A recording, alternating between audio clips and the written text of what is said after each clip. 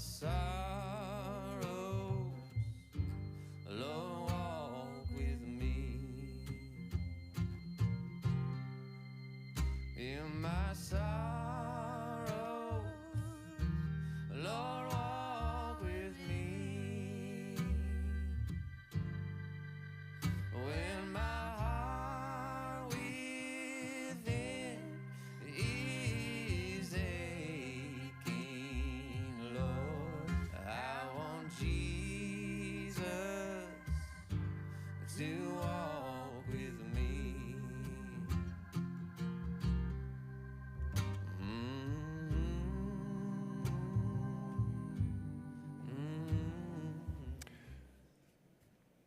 John Wesley, who was the founder of the Methodist movement nearly 250 years ago, he and his brother Charles were staunch advocates of common ground with persons who shared common understandings of the Christian faith and its application, particularly with regard to social issues. Wesley is quoted as having said to those who were not Methodist Episcopalians, which is what he was, "If your heart is as my heart, then take my hand." And I would like to think that in the best of United Methodist tradition, we have maintained that stance, reaching out to those within the Christian faith and beyond the Christian faith who have the heart for those who are different, but all of whom are God's children. I thank you for being representative of the many who we seek to reach with the love of God.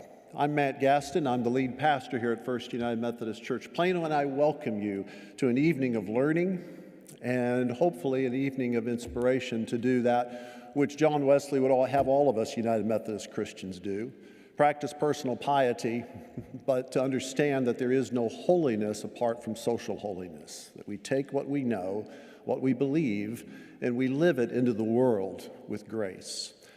To that end, I want to thank my brothers and sisters. I understand we have some here from Grace Avenue United Methodist, from First United Methodist Church Allen. Yes, raise your hands. Woohoo. Thank you all for coming. What other United Methodists have I left out because I haven't seen you yet? Yes? Next door. Yay, our brothers and sisters next door, with whom we share a community garden, the Unitarian Universalist Church. Would also want you to know that we're live streaming this to anybody that would like to enjoy and learn from what we're sharing tonight. My word of a real appreciation to our United Women in Faith and our Church and Society Committee, which is committed to the work of advocacy for children and women and education and immigration and religious freedom across our country. Thank you for hosting us tonight, you all here at First Plano. We have as our very, very special guest Amanda Tyler. I listened to Amanda Tyler give this presentation a year and a half ago at First United Methodist Church, Denton, where I served, and was so compelled by the veracity of what she was presenting. I said, one day I need her to come to First Plano to help us in our walk of applicable faith. And after a renewal leave, Amanda was gracious enough to say yes. She is the executive director of the Baptist Joint Committee for Religious Liberty, a leading organization that upholds the historic Baptist principle of religious liberty, defending the free exercise of religion and protecting against its establishment by government. She has appeared before Senate committees. She is a lawyer, the Texas and the federal bar. She is an unflappable mom of a son that plays baseball. She comes to us as a friend. She comes to us as an advocate. She comes to us with great knowledge that I think will help our work in the place that God's given us to work. Would you please welcome Amanda Tyler?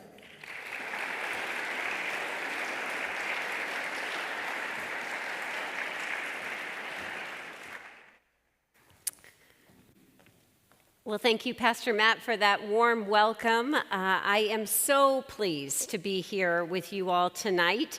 I am local, as some of you might know. I lead Baptist Joint Committee for Religious Liberty, which is based in Washington, D.C., but a few years ago relocated here to Dallas. And as was mentioned, I am straight off the baseball field where my son was competing in a tournament all weekend. So it is a delight to be with you all.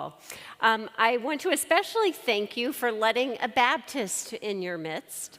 I know that a lot of my Baptist brothers and sisters, sometimes you might raise your eyebrows a little bit. So I hope to surprise you a little bit about what Baptists have been fighting for religious freedom for centuries. The organization I lead, BJC, stands for Baptist Joint Committee for Religious Liberty. We have been doing our work for 90 years. We were founded in 1936 and have had our headquarters in Washington, D.C. since then. And our mission is to stand up for everyone's religious freedom. We do that through education and advocacy work in the halls of power in Washington, D.C., but also across the country and communities. And in events like this one tonight, in work that we do in policy at state legislatures, and work that we do with local organizing, including right here in North Texas. So for some people who might not be as familiar, our roots are in the Baptist tradition, and specifically the Baptist commitment to a theological concept called soul liberty. That's the idea that each person is uniquely created as a child of God, and each person is uniquely created with religious freedom. That any yes we say to a life with Christ depends on our ability to say no. And for more than 400 years of Baptist history, that has meant to stand up for the rights of all people. The co-founder of the Baptist movement was a lawyer named Thomas Helwys. And in 1612, he wrote a work called A Short Declaration of the Mystery of Iniquity. It is considered to be the first defense of universal religious freedom written in English. And in it, he wrote this: "For men's religion to God is between God and themselves.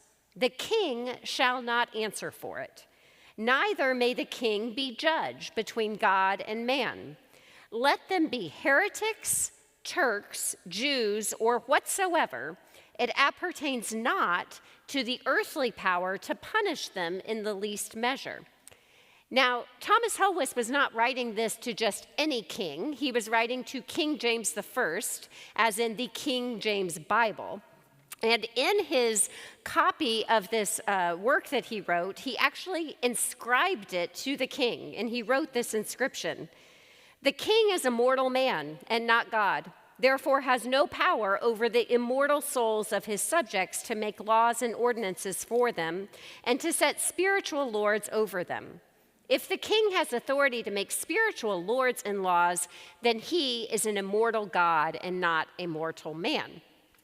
Well, as you might imagine, King James did not really like this message coming from this upstart Baptist that landed on his doorstep. And so he had Thomas Helwys arrested, and Thomas Helwys later died in Newgate Prison. And so it is in the DNA of what it means to be Baptist to advocate for religious freedom to the highest levels of power, and to do so not just for ourselves, but for people of all faiths and none. And so it is out of this tradition that our work at BJC continues to this day. Now, on the next slide, I did want us to talk specifically about a program that we have been leading for the last 6 years. It's an initiative called Christians Against Christian Nationalism. And in the summer of 2019, we worked with a number of our ecumenical partners, including with the United Methodist Church, in putting together an ecumenical response to the growing threat of Christian nationalism. We recognized then that the single greatest threat to religious freedom for all people in the United States then, and I believe still today, is Christian nationalism. And I define Christian nationalism as an ideology and a cultural framework that tries to merge American and Christian identities into one. We recognize this ideology as being used to justify violence, including deadly gun violence in houses of worship. And so one of our initial questions or problems that we were trying to solve with Christians Against Christian Nationalism is how well do we understand Christian nationalism, or what I also call white Christian nationalism. And this is one of the main initial goals of the campaign. We were inspired in part by the words of James Baldwin. James Baldwin once wrote, "Not everything that is faced can be changed, but nothing can be changed if it is not faced."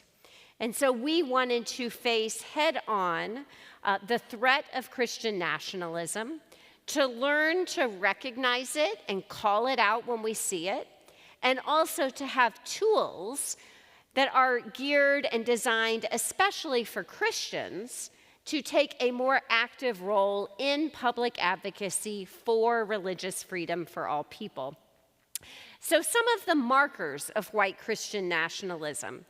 One, Christian nationalism creates and perpetuates a sense of cultural belonging that is limited to the people who were included in the initial founding of the United States.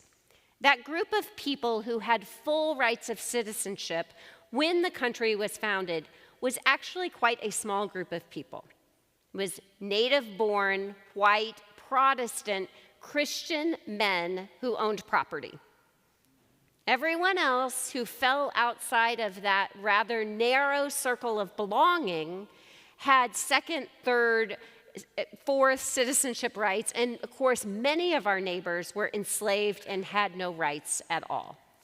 And so in order to grapple with white Christian nationalism, we have to face the fact that many of our neighbors have not had full rights of citizenship from the beginning.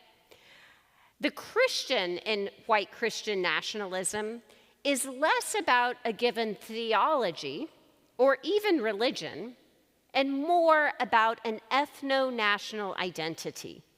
An ethno-national identity of whiteness that is baked into the founding of the United States. Now, white Christian nationalism relies heavily on this mythological founding of the United States as a quote-unquote Christian nation. Now, there is one way to think about the United States as a Christian nation that is descriptive or demographic, right? The idea that a majority of people in the United States have in the past and still do today claim a Christian identity.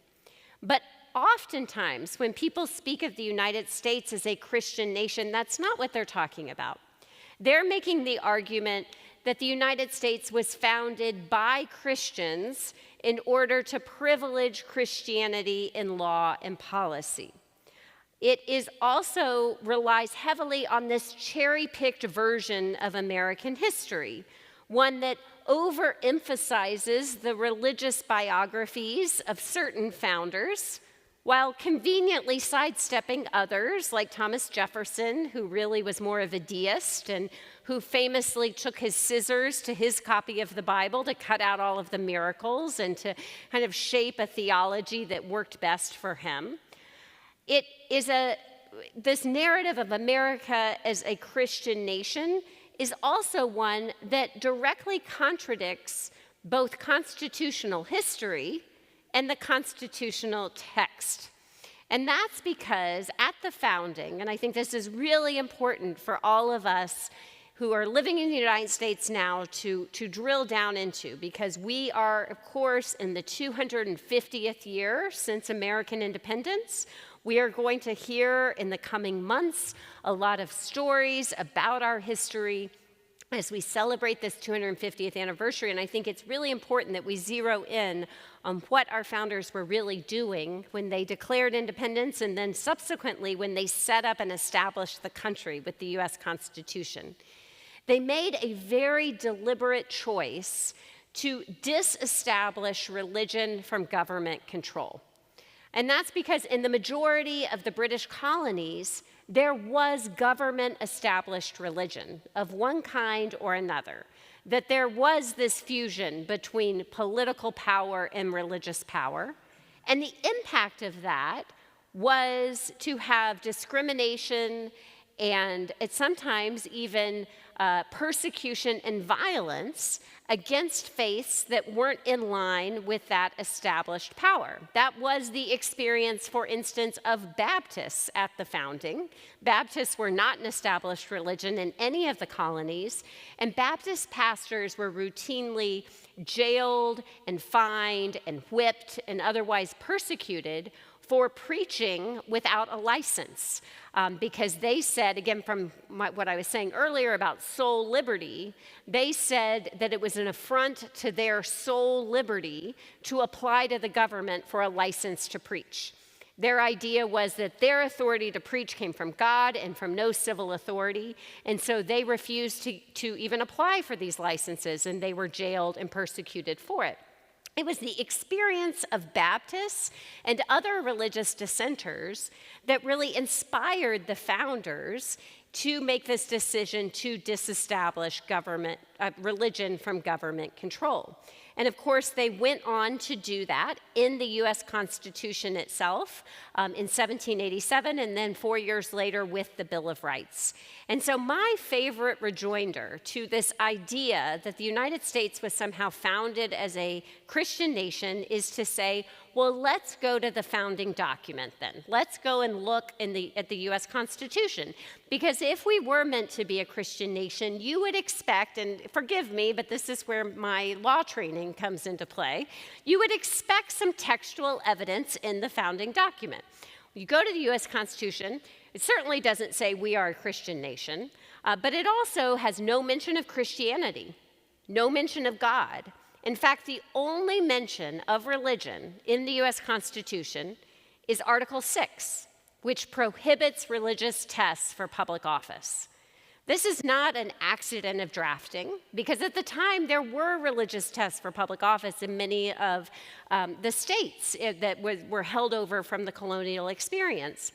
Instead, again, the founders made a deliberate choice to separate religion from political leadership. And therefore, they made a deliberate choice to separate one's religious identity from one's identity as a citizen in the new country. And so I say, if indeed the founders were trying to set up a Christian nation, not only were they not explicit about it, they actually did it in about the most ineffective way possible by barring religious tests from the very beginning. But of course, they didn't stop there. They also went on to further protect religious freedom for all people in the first 16 words of the First Amendment to the US Constitution. Those 16 words are, "Congress shall make no law respecting an establishment of religion or prohibiting the free exercise thereof." And in these dual clauses, the no establishment clause and the free exercise clause, we have the protections that we commonly call freedom of religion. The idea that every person has the freedom to ascribe to any religion or to no religion, to believe whatever they want, and to act on those beliefs without unnecessary government interference. Our actions are never unlimited, because we live in a pluralistic society. If we all had unlimited acts of freedom of religion, we'd be running into each other all over the place. And so sometimes the government must step in to make sure that we can live safely and peaceably all together. But those that power of government to interfere with free exercise is severely limited in our society.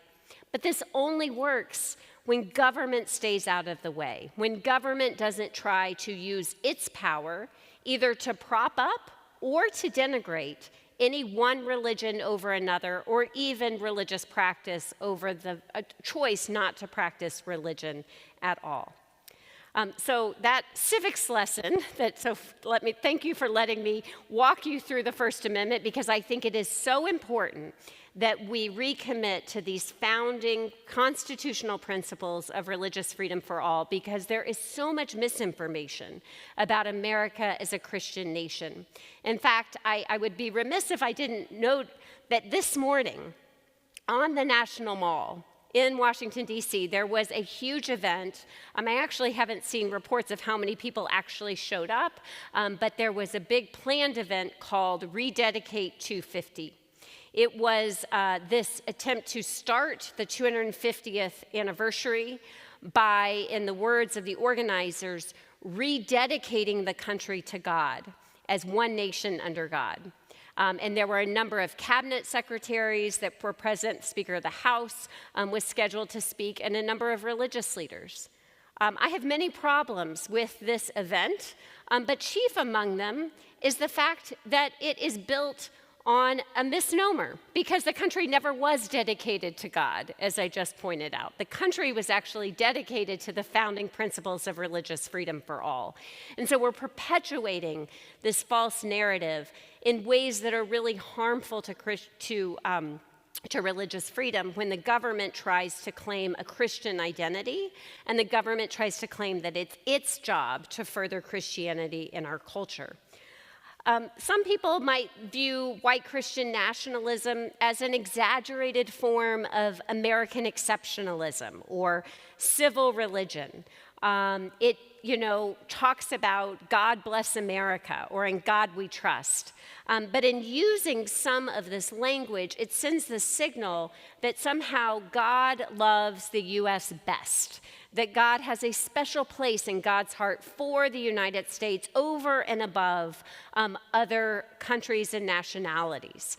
In this way, it really betrays some of our foundational ideas as Christians of our commandment to love God through love of neighbor. Even thinking about John's Gospel, 3:16, one of the most memorized verses in the Bible. It starts, "For God so loved the world." It does not say, "For God so loved the United States." But often white Christian nationalism sends that message, that somehow God loves Americans best, that God has a special role for the United States in the fulfillment of God's plan. And this really is at odds with some of our core theological ideas of Christianity as a global religion, as a love that God has for the world that knows no borders, that is the same regardless of nationality. Christian nationalism, though, to a casual observer, can look a lot like Christianity. And that's because it uses a lot of the symbols and language of Christianity. It uses Jesus as a mascot. It is not the Jesus, I believe, that we know through our study of the Bible. It is a form of idolatry in the way that it confuses religious and political authority, but it is a gross distortion of the teachings of Jesus. Jesus, who was always on the side of the marginalized and the oppressed, Jesus who spoke truth to power and who opposed empire, but Christian nationalism uses Jesus as a mascot to justify and expand empire and violence. The iconography of Christian nationalism mixes American symbols like the flag with Christian symbols like the cross. In fact, today at Rededicate 250, the plan was to have a flag and a cross right together in the midst of this large spectacle that was on the National Mall. And this Christian nationalism is a threat to religious pluralism and religious freedom in a pluralistic democracy. It betrays the central promise of religious freedom, that belonging shall never depend on how one worships or what one believes or how one identifies. And in that way, Christian nationalism works to create second-class faiths in this country. Now, I have been in the organization that I lead, BJC, and many of our partners have been deep in the weeds of studying Christian nationalism now for about 7 years. And the work that we have done with the initiative Christians Against Christian Nationalism led me to write a book, which was published by Broadleaf Books in 2024, called How to End Christian Nationalism. And working through that, I really wanted to provide a nuanced understanding, particularly for Christians who are concerned about the misuse and misappropriation of our faith by political actors. And that book and our campaign has provided points of connection and a common vocabulary to really take on this threat of Christian nationalism. It's also provided a base for community organizing that started right here in North Texas, actually, in 2023, and has now expanded to dozens of communities since then. And so this use of this language and the work that we've done has been so valuable to bring so many Christians to this cause. And at the same time, as we have gotten deeper into this work, as it always happens, we also see that there are some limitations of focusing exclusively on Christian nationalism and white Christian nationalism. And so on the next slide, I want to talk about some of the limitations of white Christian nationalism as an organizing principle. For one, it centers what we are against and not what we are for. This is, to be transparent, this is a criticism we have gotten from day one of rolling out the name Christians Against Christian Nationalism. For a long time, my response was, well, if you go and look, we have this unifying statement of principles that states what we are for. But we're centering, again, what we're trying to dismantle. And in this way, even unintentionally, we kept repeating the problem, sometimes without always turning to the alternative or the solution.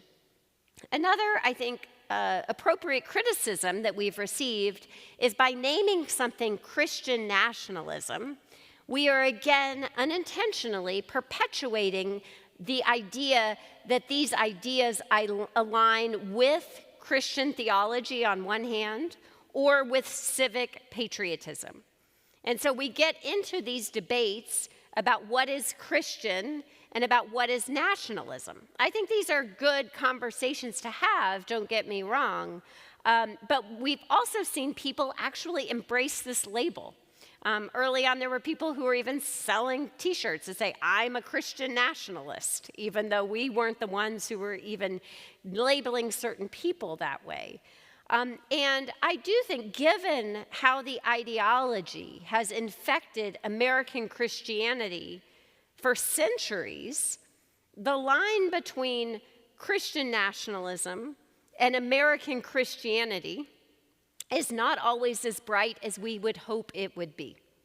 And that, I think, is the work of faithful Christians, to do the hard work of dismantling Christian nationalism from our own understanding and practice of Christianity.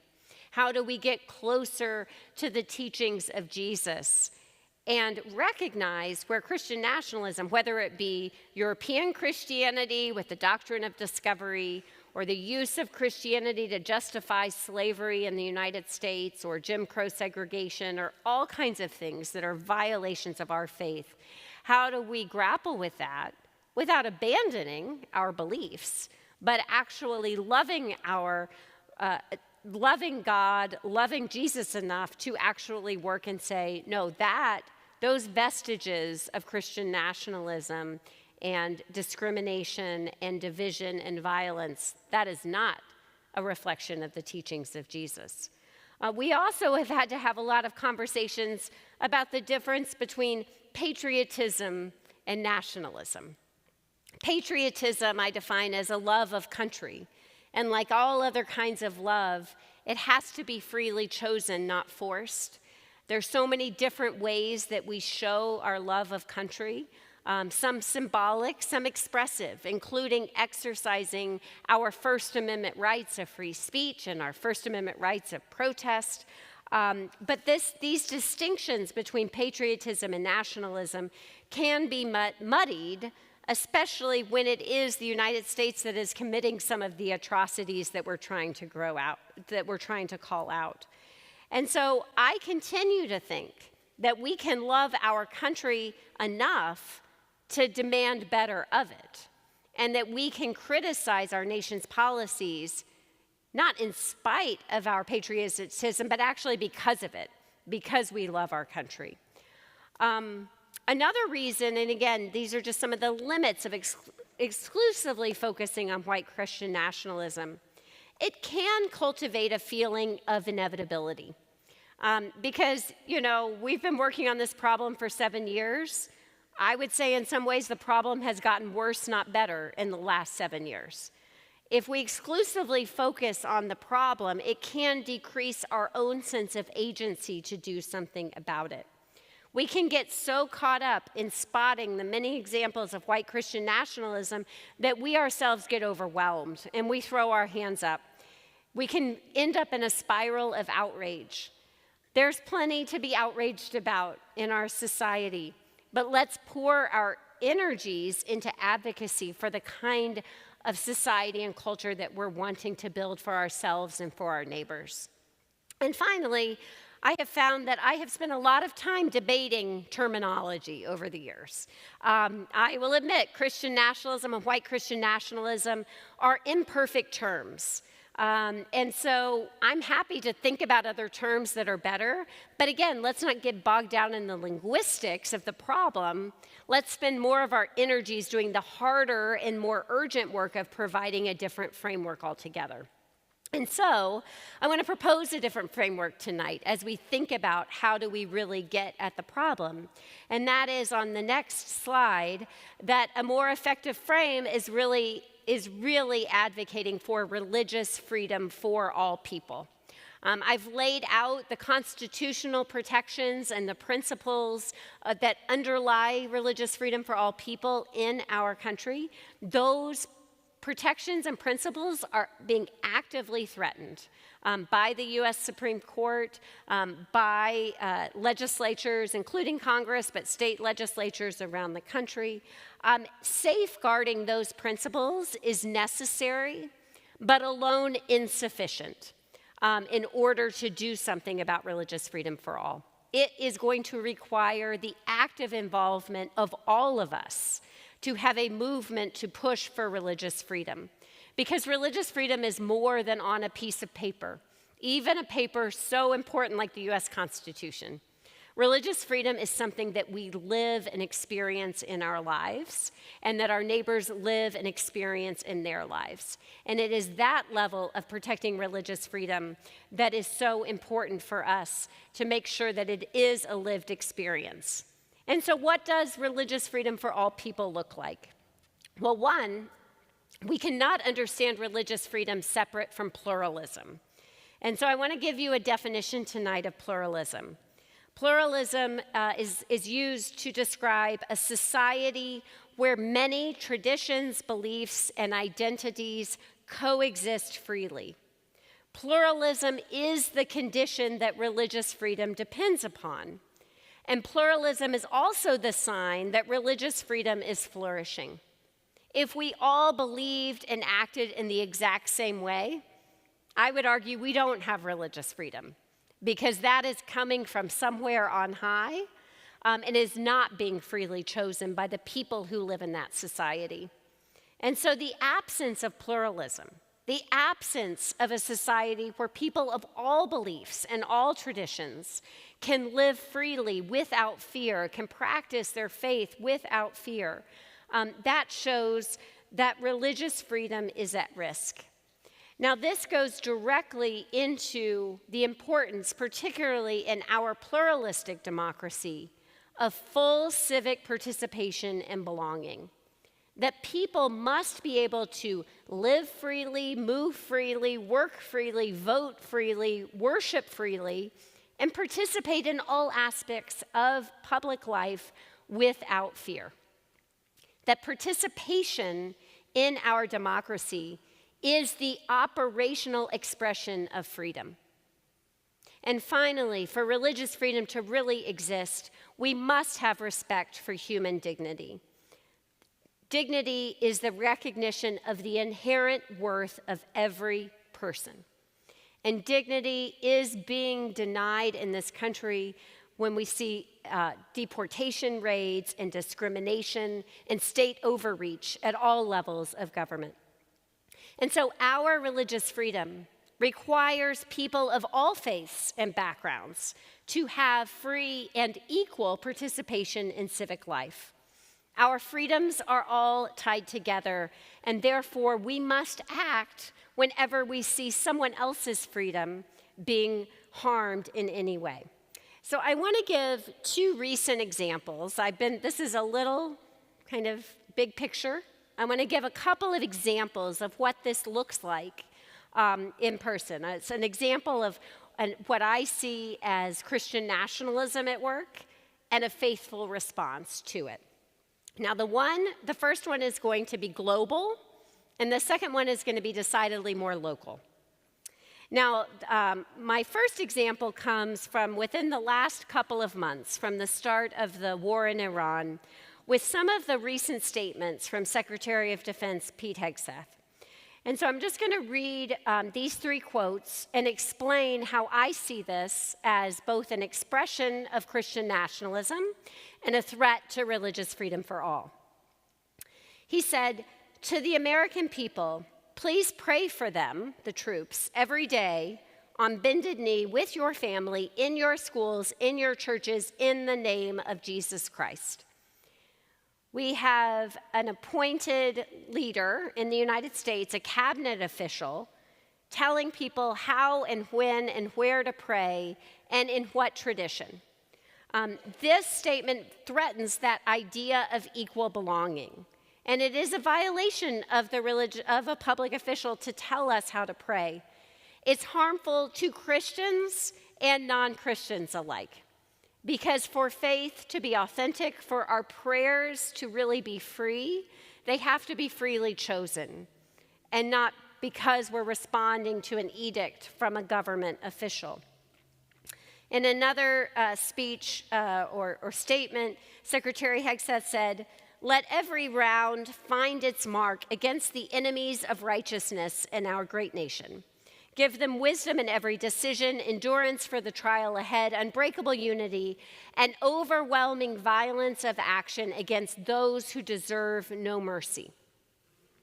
Now, in this statement, Secretary Hegseth is framing a political war as a religious war. He is blending political and religious authority into one in ways that do threaten a sense of idolatry or could lead to idolatry and a confusion of our allegiances. It also works as an attempt to silence dissent because it sends the message that you cannot be critical of the war effort without also being critical of God. That God has endorsed this effort, that this effort is done for God. And whether we believe that or not, that is a threat to dissent and to this idea that we really do have the freedom for full civic participation in this society. And the final statement I'll use is this one. He said, this was right after the airman was heroically rescued, if you remember this, several weeks ago, shot down, and there was this heroic rescue. And he said, "You see, shot down on a Friday, Good Friday, hidden in a cave, a crevice all of Saturday, and rescued on Sunday, flown out of Iran as the sun was rising on Easter Sunday, a pilot reborn, all home and accounted for, a nation rejoicing." I believe that Secretary Hegseth in this statement, this is an example of using Christianity and Jesus as a mascot, but in ways that really belittle and cheapen the central mystery and triumph over death that is the resurrection and Easter story.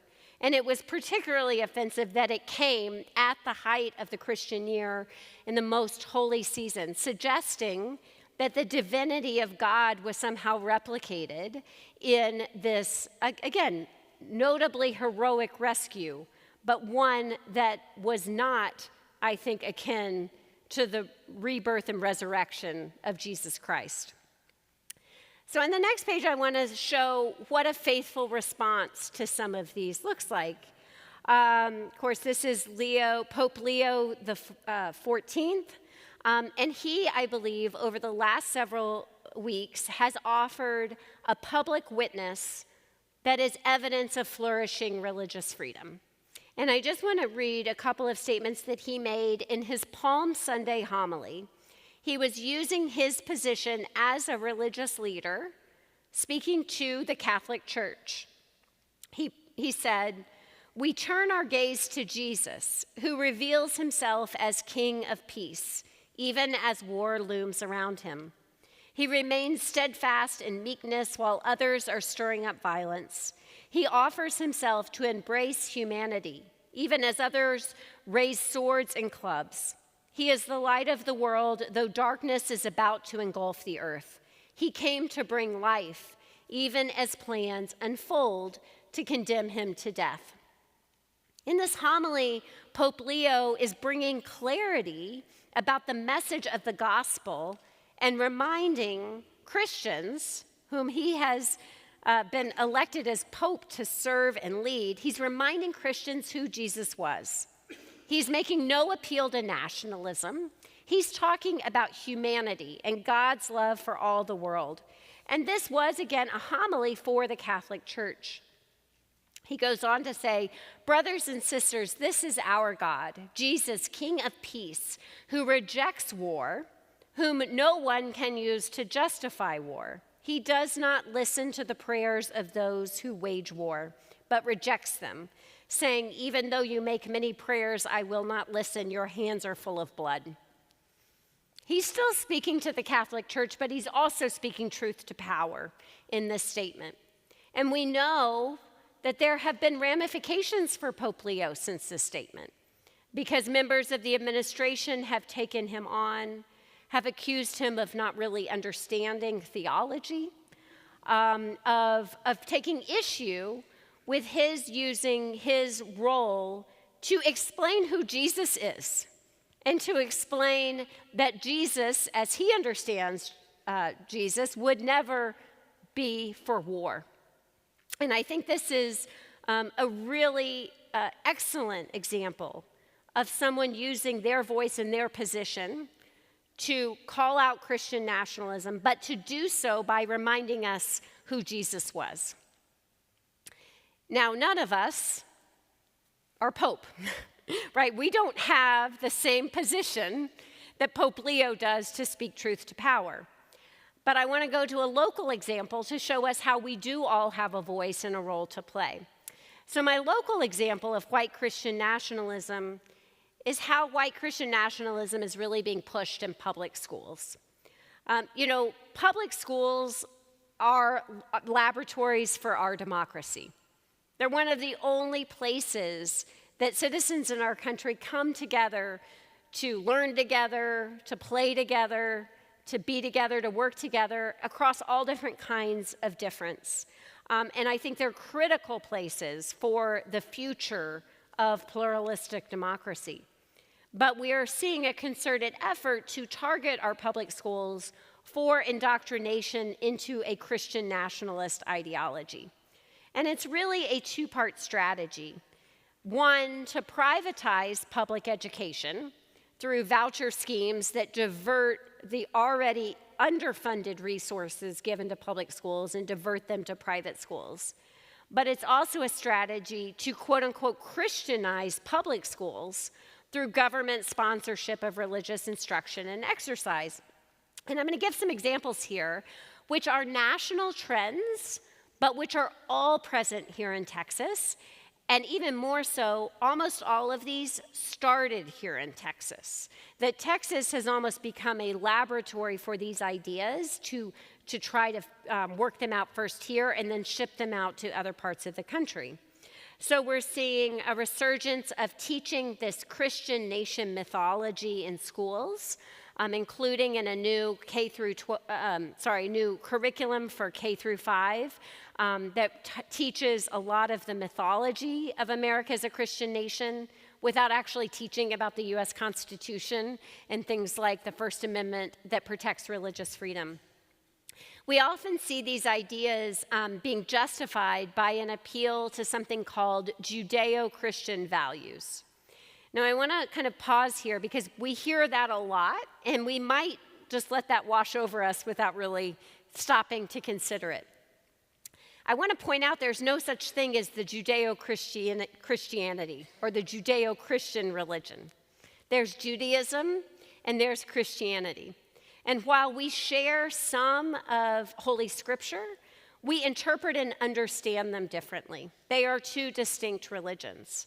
And often when they are put together like this, it is the Judaism that is put underneath Christianity, that is cheapened, that is somehow interpreted as only a precursor to Christianity, and not as a standalone global religion that is, of course, has much longer history than Christianity. And so in a way, there's a window dressing of inclusivity, but I'll point out that it is not inclusive because there are a lot of our neighbors who are not members of either Judaism or Christianity. Muslim neighbors, Sikh, Hindu, Buddhist, people who don't claim a faith tradition, any of the other number of religions that are practiced by people in our communities. And so it sends the signal that if you aren't Jewish or Christian, that you don't really belong here, right? And sometimes that message is not just subliminal, it is actually actively said. And that threatens religious freedom for all and full belonging. We see this language of Judeo-Christian values used, for instance, to justify the posting of the Ten Commandments in public school classrooms. It is often based on the lie that all of American law is based on the Ten Commandments. We hear that repeated over and over again, sometimes that we don't even stop to consider it, right? American law is not based on the Ten Commandments.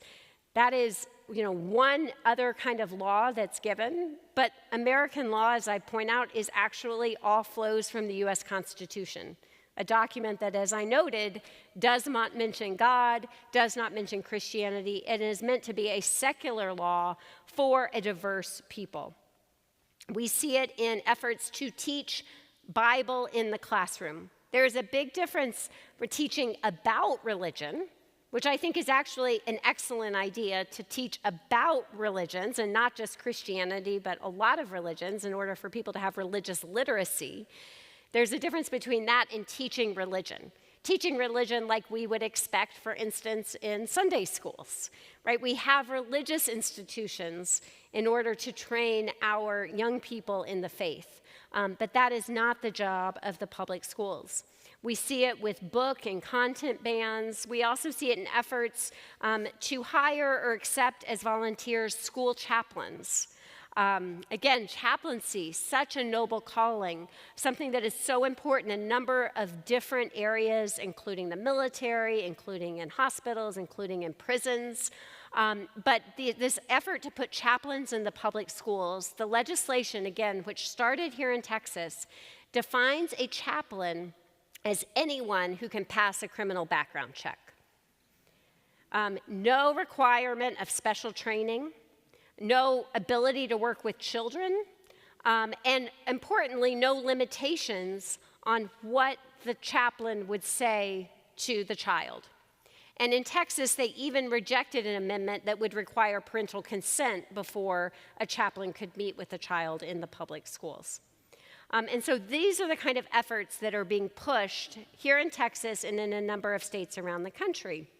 And so on the next slide, I want to talk about a particular effort that was started in 2024 It was, again, the introduction of this new curriculum that went by the name Bluebonnet curriculum.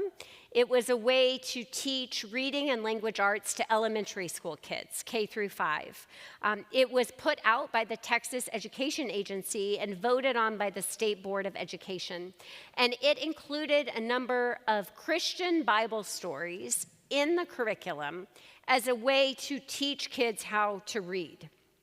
Okay, so instead, they'd read different passages and they would read Bible stories.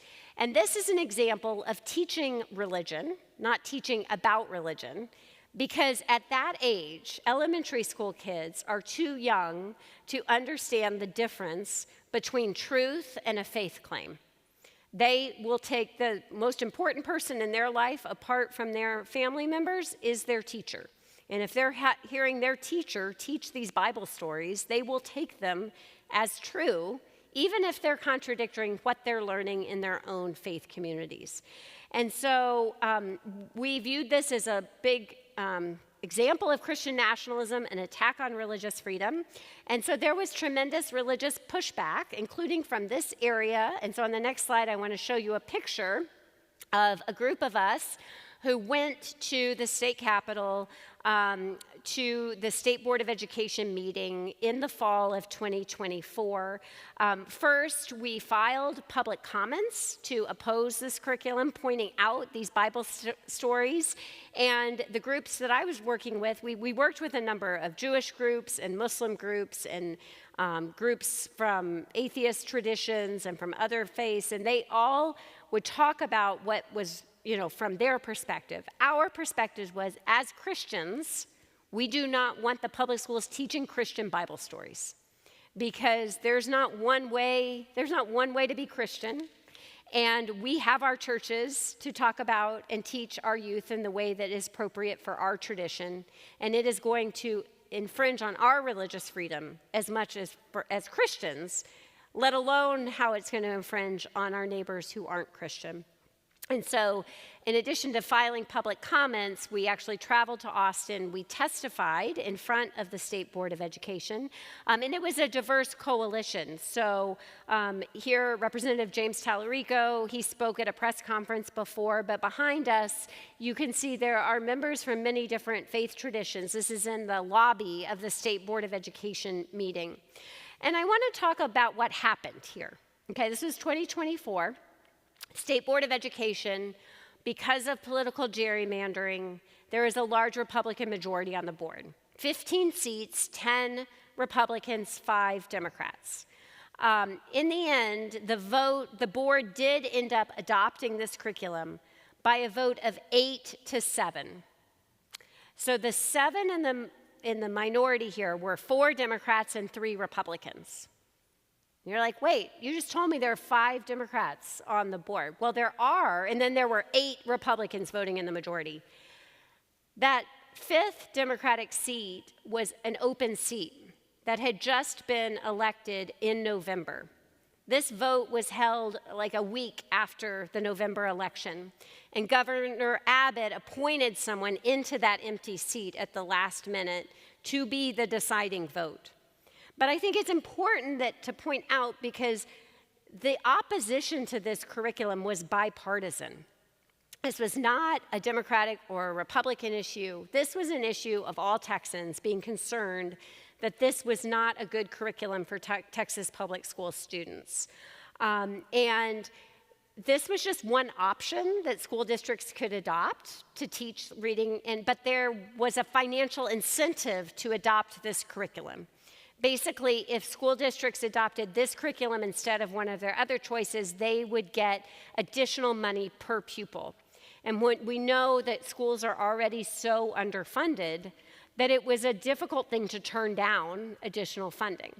And so after this passed, we have been doing this advocacy to raise concerns about this curriculum. Not just, we were concerned about the Bible stories. We were also concerned just about the way that they were teaching how to read in public schools. A lot of education experts said this really wasn't great literacy material.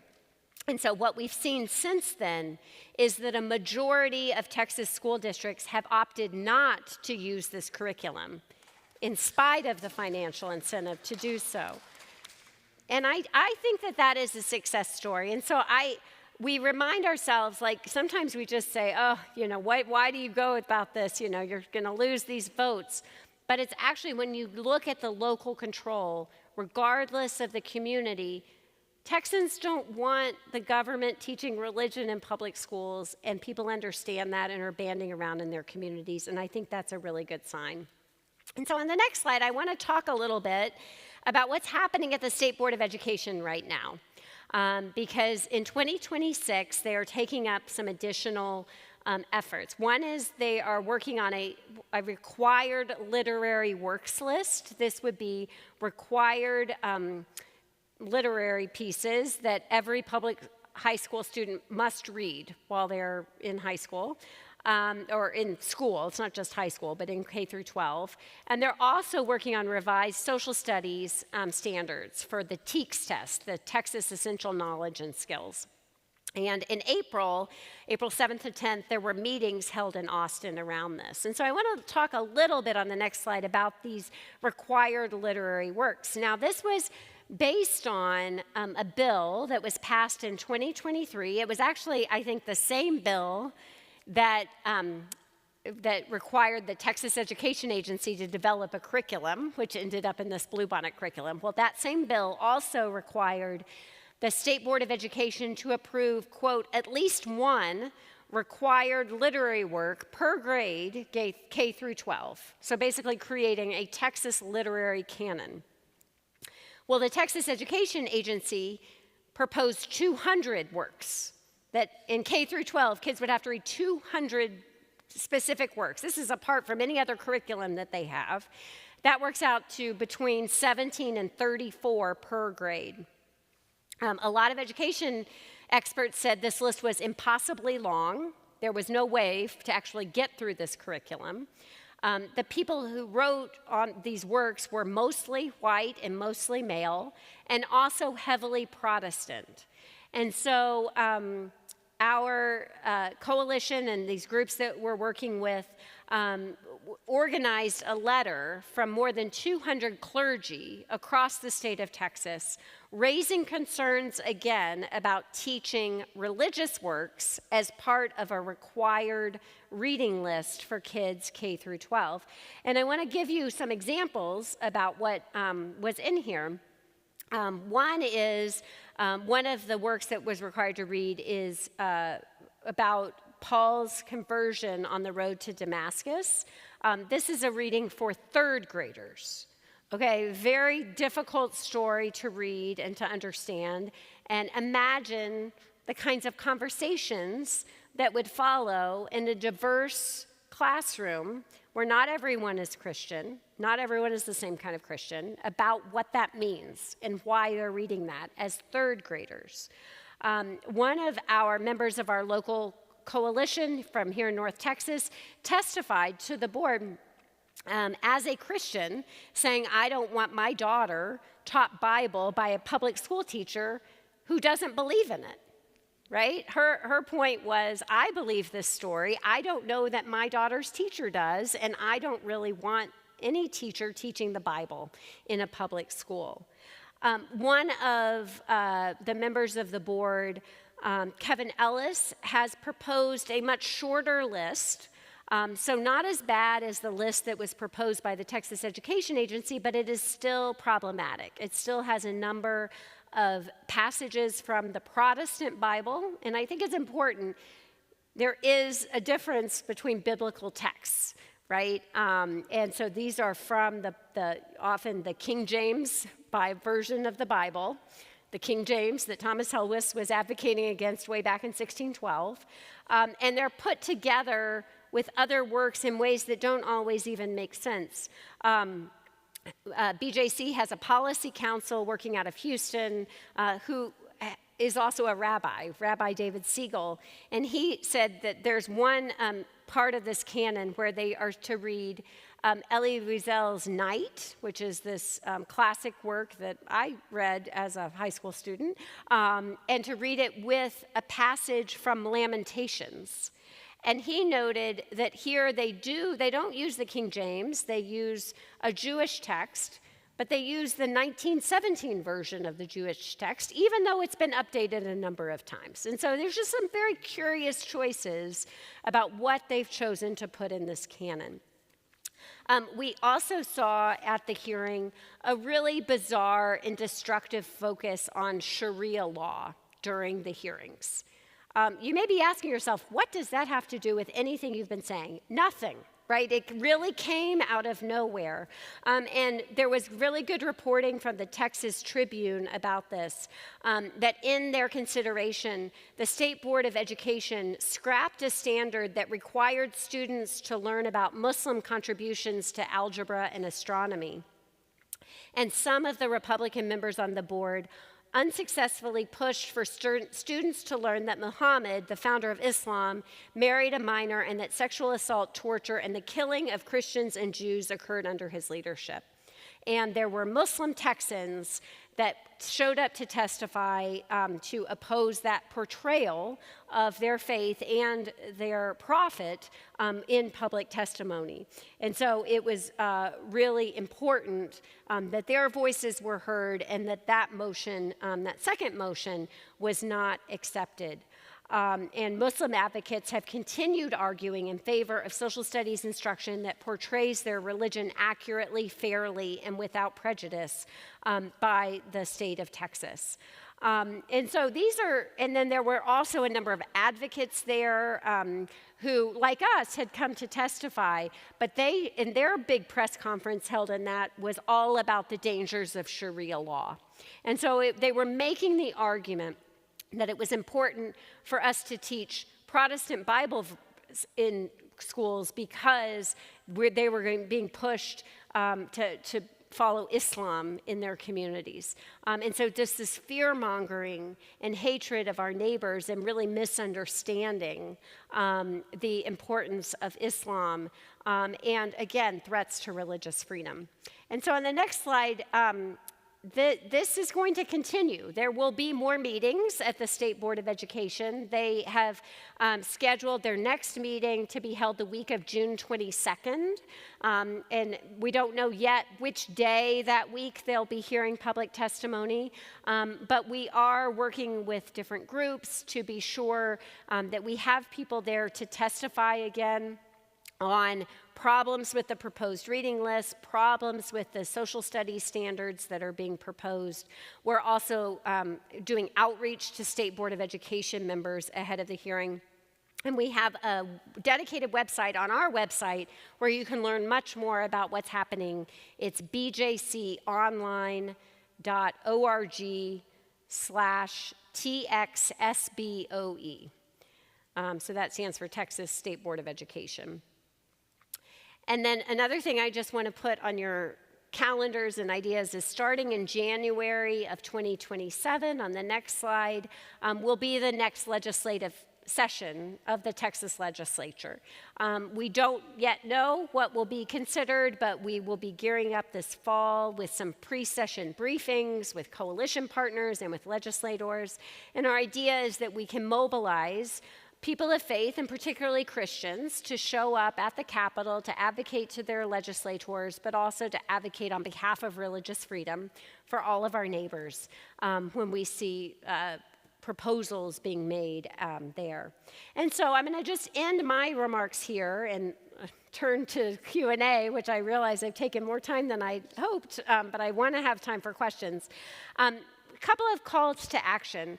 One is, if any of this is of interest to you, or if you just want to stay up to date on what we're doing, we have a North Texas group of Christians Against Christian Nationalism. It meets regularly, and we send out email updates. And so this QR code can take you to a sign-up sheet. You can sign up online with your email and all of that information and let us know that you would like to be a part of that. I'm going to leave that up for just a minute. I see people grabbing it. And then I'm going to talk about the next thing. We'll flip to the next slide in just a moment. One thing that we've really realized as we've been doing our organizing is showing up in these public places as advocates for all really requires a disciplined approach where, as we're advocating for religious freedom, we are also practicing our religious freedom. And it's really important, especially for Christians, and especially for white Christians, that given our majority status, that we do not inadvertently perpetuate Christian privilege in our effort to build a just society that recognizes pluralism, that has full civic participation, and has a respect for human dignity.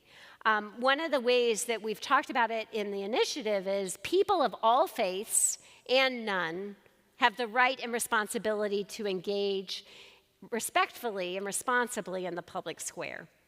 And the idea is, yes, Christians have a role in the public square, and yes, we need to not take up all of the space and all of the conversation. But in our showing up, we need to be really grounded in who we are and why we're there. And so we can go ahead and go to the next slide here. We have developed a 6-week course for small group discussion called Faith, Power, and Politics. And on the next slide, I want to just talk through some of our goals for this. In this 6-week course, we are going to critically examine our relationship of faith and political power. We're going to work in small groups to cultivate practices of religious liberty. And we're going to ground ourselves in our unique faith and identity journeys to practice true interfaith solidarity when we show up in these public spaces. And so on the next slide, I have another call to action. If this is of interest to you, if in your church, you have a small group or a Sunday school class that you think would really want to do this study, we are currently looking for pilot programs before we launch this broadly. And we're doing this through the early summer. And so if you're interested in hosting a small group, you can use this code, and a member of our organizing team will be in touch with you. And so we can provide you more resources about the study, answer any questions. And then our hope is that you would then give feedback so we can hone this resource for wider distribution. And finally, so I'll leave that up for 1 second, so you all, a minute, so you can look at that. And I look forward to answering your questions. I would say my last call to action is just all of this work depends on generous donations of individuals like you who support and believe in this work. And so many people already in this room already support the work, but if this is interesting to you and you want to get more involved, I invite you to consider a donation of any size. We've been at this work for 90 years, and we will be at it for as long as it's required. And we are working to have this vision of a just society where everyone can live religious freedom. That is our mission, and we invite you to join us on that. So thank you so much.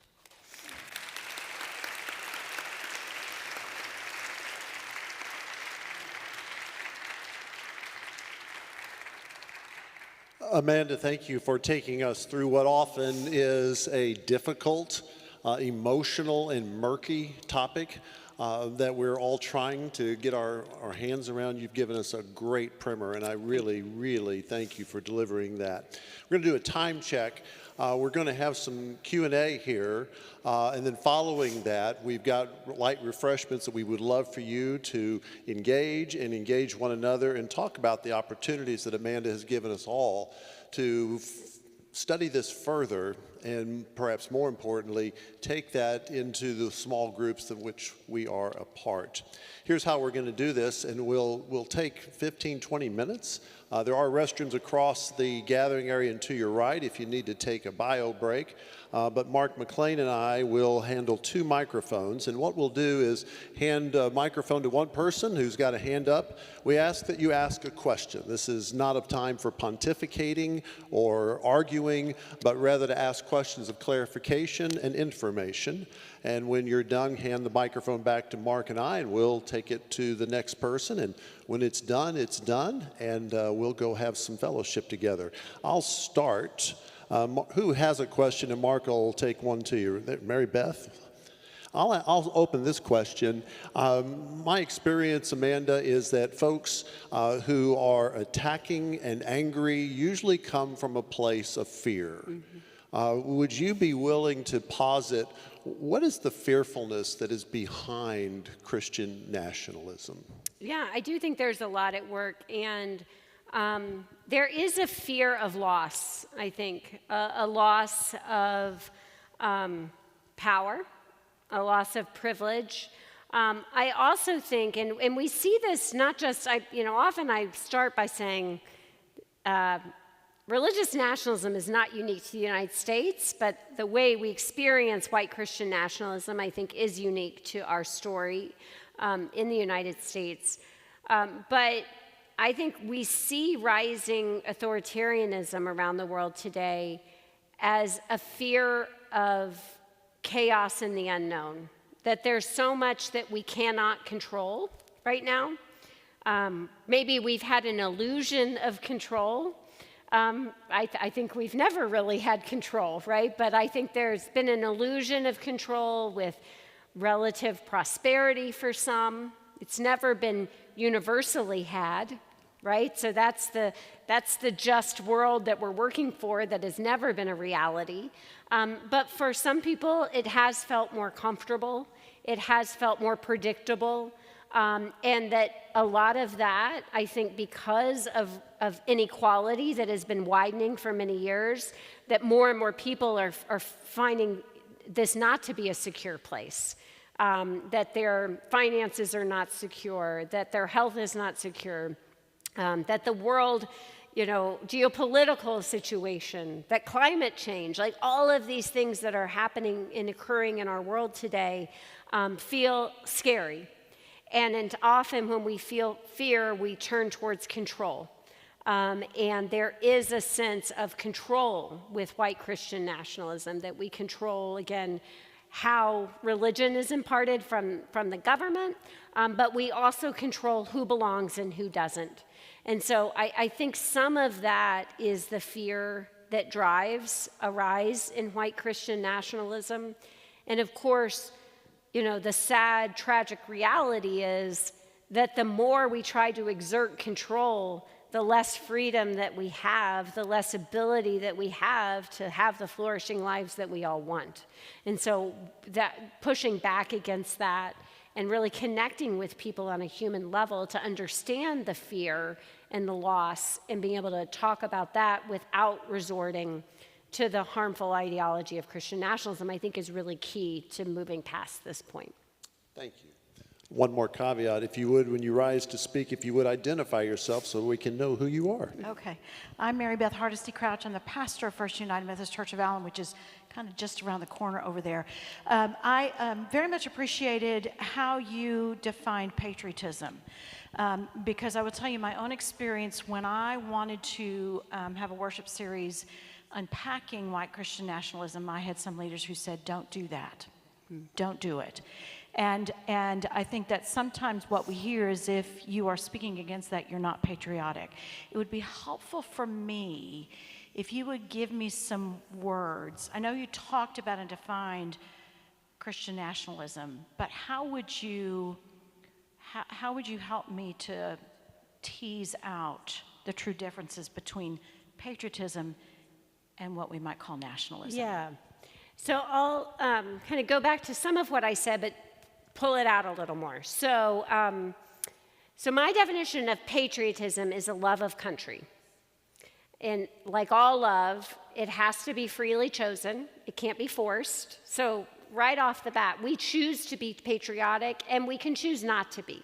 Like, our citizenship does not require us to love the country. We have to, promise not to overthrow the country, right? We promise not to work against the country, but we don't have to love it. But many of us do. I love this country. I am a patriotic person. And we express our love for country in a number of different ways. And some of that can be expressive, symbolic, like waving an American flag, saying the Pledge of Allegiance. It can be expressive, too, exercising our First Amendment rights, including rights to free speech and rights to protest. Nationalism, and maybe I didn't do this when I was talking, I'm going to define nationalism. Nationalism is an allegiance to country that demands primacy over all other allegiances, including our theological convictions, right? And so one way that I've tried to tell the difference is to ask, is my sense of patriotism causing me to sacrifice a core theological conviction? If it is, then it's no longer healthy love of country. It is veered into these unhealthy and could be dangerous waters of nationalism. And to try to parse that out. I think another way, and I am very concerned about the rewriting of American history into mythology. And so I think one part of being patriotic is to love the country enough to tell the truth about our history, even when it's hard and uncomfortable, right? And there's a lot to celebrate about our history. And there's a lot to learn from mistakes, harmful, deadly mistakes that were made in our history. And we have to be able to hold both. But I think one place we really can celebrate, as you can tell, is the way that we set up religious freedom at the beginning. And so there's this awful irony that a lot of the same people who don't want to tell the truth about slavery and racism in our country also don't want to tell the truth about religious freedom in this country, right? Also don't want to tell the truth about the First Amendment and the way that we disestablished religion. In that same Bluebonnet curriculum, which I did read, a lot of those lessons, they have lessons on religious freedom that totally leave out the First Amendment. They also have lessons on the founders, including Washington and Jefferson, that say, this is all it says, when they talk about slavery, all they say is they knew that slavery was wrong. They don't even mention that they themselves owned people as human chattel. So kids in Texas schools, if they just learn this, they will just learn that they knew it was wrong without knowing that they were actually slaveholders. So that's the kind of dishonesty I'm talking about in our history that wants to just have this glorified version and that also doesn't tell the truth about what I think is one of the most should be the most celebrated aspects of our history, and that's the way that we protect religion for all people. And so I think there's some ways to teach, to be patriotic and to say this is actually, we're leaning into this religious freedom tradition we have. My name is Emil Kerberg. I want to thank your organization for letting the people of the United States know that all people who practice the Baptist religion, tradition, are not arch conservatives. But I have a technical question which I cannot glean from your literature. Did your organization begin as a ministry or something like that of the American Baptist Yankee Church? It reeks of it, because that's what they believe.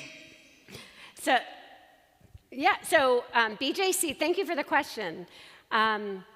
We started in 1936 so the name of the organization is Baptist Joint Committee because it was a joint project of American Baptists, Southern Baptists, and National Baptists, Black Baptist churches, in 1936, coming together across all kinds of difference because they all cared about religious freedom for all people. And so for many years, and then we've grown, we have a number of other Baptist denominations. There are people Baptist historians who say Baptists expand by dividing. That we just keep, you have a theological disagreement and you just go form another group of Baptists. So there are, I think, like over 30 different Baptist denominations in the country today. We have about a dozen of them that come together around Baptist Joint Committee.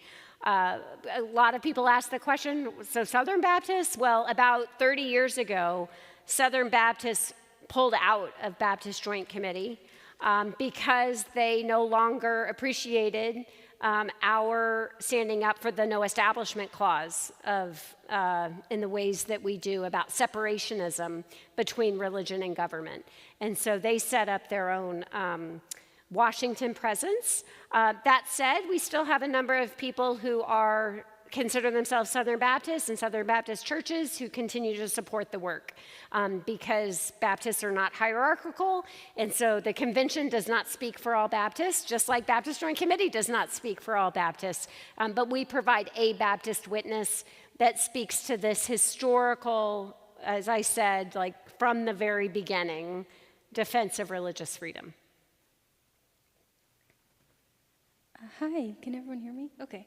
My name's Lily Jones. I'm actually from the Unitarian Universalist Church up the road. And as someone who does not identify as Christian, I still love God in my own way. I was wondering, how do you work with people of other faiths? It's a great question. So our organization, we work closely with all kinds of groups, with other faith groups, including Unitarian Universalists and their Washington presence. We work with a number of civil rights groups like the ACLU and Americans United for Separation of Church and State.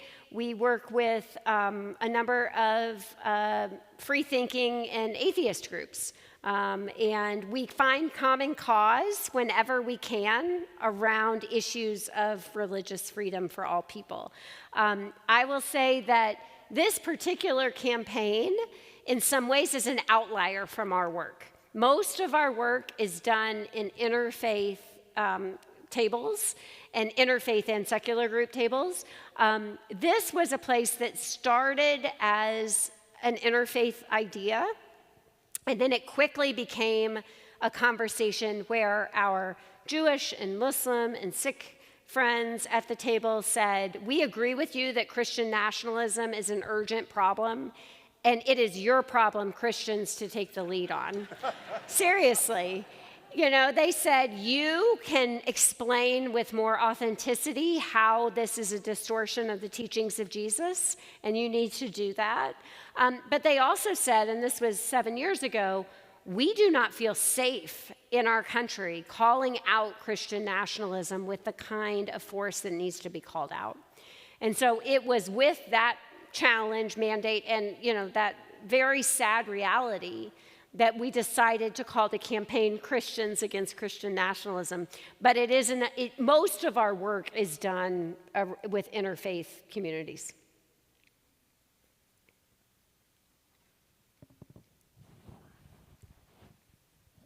So my name is Janice Borland. I come to this topic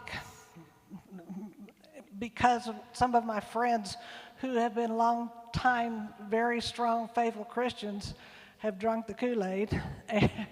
And there's this ideological shift that's happened and it's politically motivated. And from the mindset of those people and their new MAGA Christian attitudes, in your crystal ball, what do you see is going to have to happen for their mind shift to swing back the other way? The pendulum has shifted this way. What's going to have to happen short of a change in presidency, which may not make a difference? What has to happen for their mindset to change? Because that's where we really need to go. Yeah. Well, I'll say some things that I've seen happen just over the last few weeks. I think that some of the people who are really trying to use Christian nationalism as a political wedge issue and to try to hold on to political power have gone so far that they have alienated some of the people who were with them to that point. And case in point was this truly bizarre image that President Trump posted of himself as Jesus. And a large majority of Americans from all quarters were very angry about that and thought that that went too far.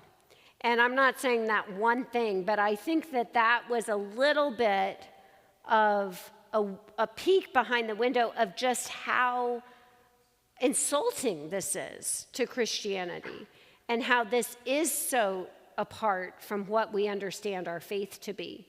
But I do think it is going to take our communities understanding how this does not show love for neighbor, right? That's core to what it means to be a Christian, as far as I know, is we love God by loving our neighbor.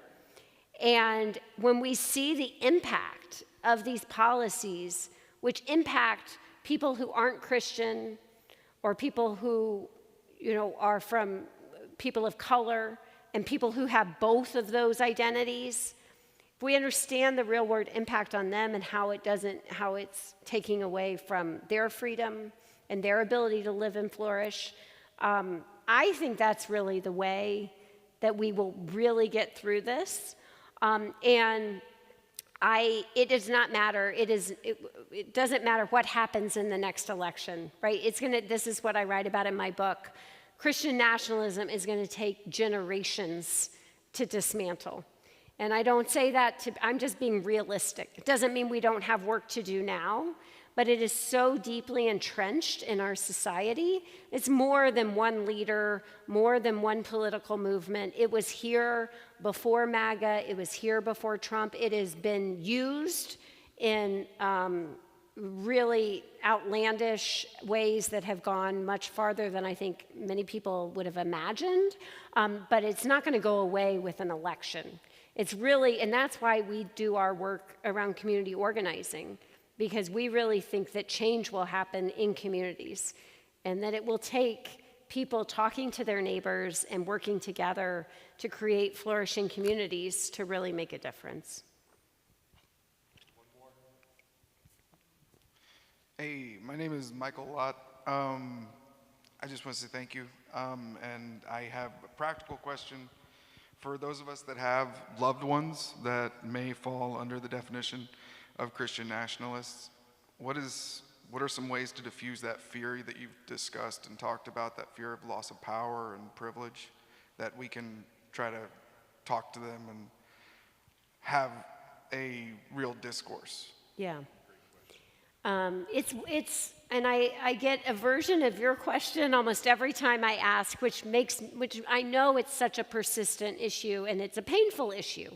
One thing that whenever I talk about this, I don't label anyone as a Christian nationalist. I really think it's an ideology that every one of us has an opportunity every day to embrace or reject, right? And so I think one is just, it's a mindset that we have to say, this person that I love is embracing this ideology, right? They're not defined by it, and there's an opportunity for change and transformation.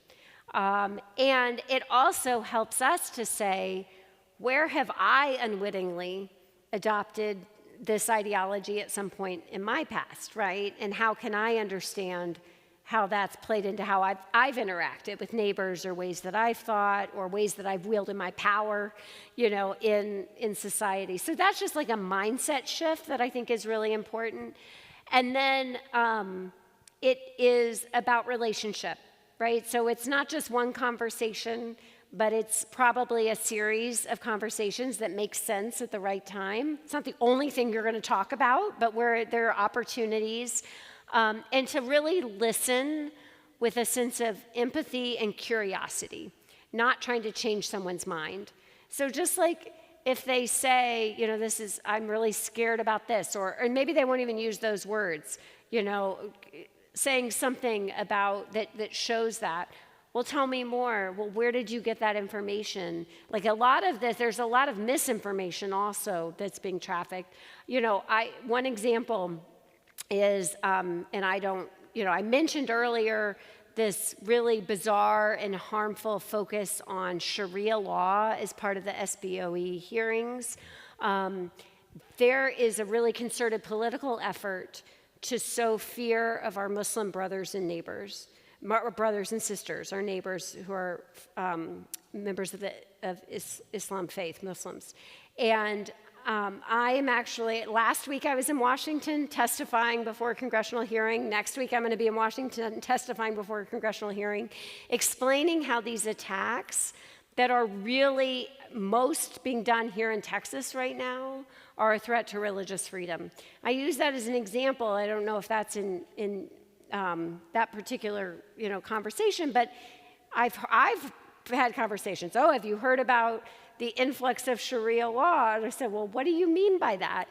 And do you know that Sharia is actually just the religious law that Muslims follow? Like Christians have a sense of God's law, and there are different dietary things, and just to try to just to see if there's some misinformation that's at the heart of it can also be helpful. But I think it's more about really investing in the relationship, and then also being open in conversation, not trying to change someone's mind, but how can I transform this relationship? And in the process, I think any relationship that we do well, we ourselves are transformed too. Not to adopt this ideology, but to have a greater understanding of what might be, and a greater appreciation for the person that we love. So I think it's one of the hardest ways to do the work, but also the most important. So I hope that some of that might be helpful. I want to thank our Church and Society Committee, the United Women in Faith, who have hosted us and have some light refreshments for us all to enjoy. But what I want to most thank is Amanda. If your heart is as my heart, then take my hand. You have taken our hand tonight, and you have walked with us in an empathetic and helpful way that I think takes some of the charge out of that which we're fearful about talking about. It enables us to have, we hope, constructive conversations within our homes and within our classes and our small groups. And on behalf of First United Methodist Church Plano, thank you so much for coming. Thank you for being here. Thank you. Thank you. It's great. Can you stick around for I'd a love couple to. minutes? I'd love to. Amanda's had a long day at the baseball field, and her nose tells you that. But she is gracious enough to hang around, so as we're out there in the gathering area, do take advantage of some cookies and lemonade and such, and Amanda will stick around to talk personally. Again, thank you so much for being part of this tonight. God bless.